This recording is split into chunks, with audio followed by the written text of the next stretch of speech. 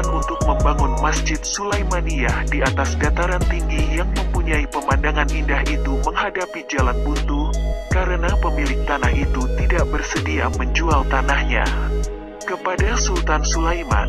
Namun Sultan tetap berusaha mencari solusi yang syar'i untuk mewujudkan keinginannya itu. Akhirnya, Sultan Sulaiman Al-Qanuni memutuskan untuk meminta pandangan Syekh Al-Islam dalam masalah ini. Syekh Al-Islam pun memberikan jawaban. Hukum Islam dalam masalah ini sudah jelas sekali, wahai Paduka Sultan. Sudah jelas sekali, wahai Paduka Sultan. Kami tidak mampu memaksakan imbalan apapun, maupun sanksi apapun terhadap orang Yahudi itu, karena dia tidak bersedia untuk menjual tanahnya. Karena gubuk reot itu adalah miliknya, dan tidak boleh diambil dengan paksa. Jika dia meninggal dunia, maka anak-anaknya lah yang bisa menolak menjual gubuk reot itu. Karena syara mengakui perpindahan hak milik dari orang tua ke anak. Pendek kata, tak ada pilihan di depan Paduka, kecuali satu saja, yaitu Paduka Sultan harus mendapatkan keridaan orang Yahudi itu. Sultan pun berpikir serius memikirkan masalah ini. Setelah itu, beliau menoleh ke arah para pejabatnya, sembari memberikan titah kepada mereka. Saya akan pergi sendiri menemuinya. Saya berharap dari dia agar dia bersedia menjual gubuk reot itu. Begitulah, akhirnya Sultan Sulaiman Al-Qanuni berangkat sendiri ke gubuk reot Yahudi itu, dan berharap mendapat kemurahan hatinya. Dia kemudian mengetuk pintu orang Yahudi itu. Orang Yahudi itu keluar, dan melihat, ternyata di depannya adalah Sultan kaum Muslim, yang dikawal oleh sebagian pejabatnya. Sambil membungkuk, dia mendengarkan titah sang Sultan. Sultan berharap darinya, agar dia bersedia menjual gubuk reotnya.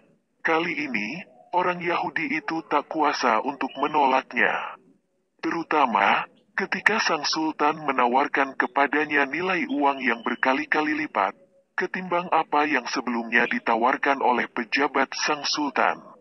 Begitulah, akhirnya pembelian gubuk reot milik Yahudi itu berhasil dilakukan oleh Sultan. Begitulah, akhirnya Masjid Jamik Sulaimaniyah yang megah dan agung itu, yang mewakili ciri khas seni bangunan Islam yang luar biasa itu akhirnya berhasil dibangun. Tindakan Sultan dalam menyelesaikan masalah ini membuktikan keadilan Islam yang luar biasa. Keadilan dan kasih sayang yang berlaku untuk seluruh umat manusia, tanpa melihat latar belakang agamanya.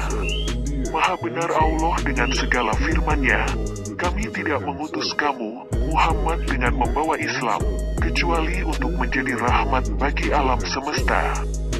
Qs Al-Anbiya 107.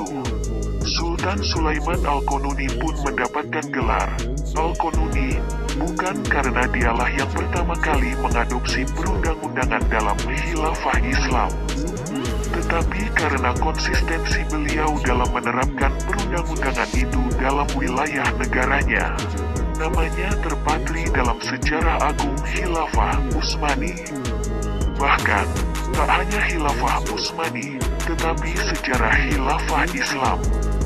Karena di eranya lah, wilayah negeri kaum muslim mencapai puncaknya, seluas 22 juta kilometer persegi. 2 kali lipat wilayah Amerika Serikat saat ini, meliputi 3 benua, Asia, Afrika dan Eropa, serta mencakup 2/3 dunia.